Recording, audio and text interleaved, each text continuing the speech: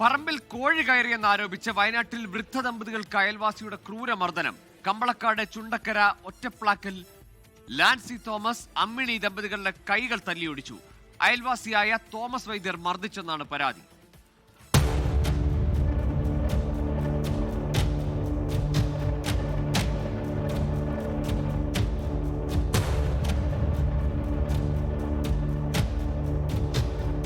Kambalakkad ചുണ്ടക്കര Ottaplackal Lancy Thomas ഭാര്യ അമ്മിണി എന്നിവർക്കാണ് മർദ്ദനമേറ്റത്.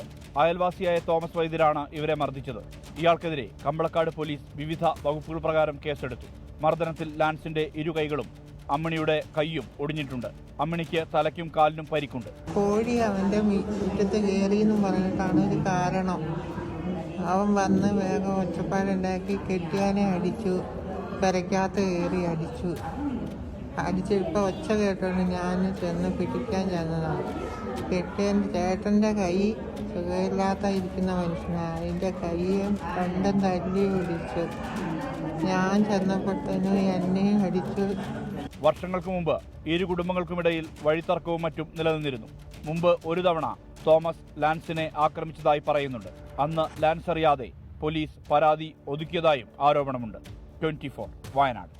ലോകത്തെവിടെയായാലും ഏത് സമയത്തും 24 വാർത്തകളും ഓഗ്മെന്റഡ് റിയാലിറ്റി പാക്കേജുകളും എക്സ്പ്ലെയിനറുകളും വിശദമായി കാണാൻ ഞങ്ങളുടെ യൂട്യൂബ് ചാനൽ നിങ്ങൾക്ക് സബ്സ്ക്രൈബ് ചെയ്യാം.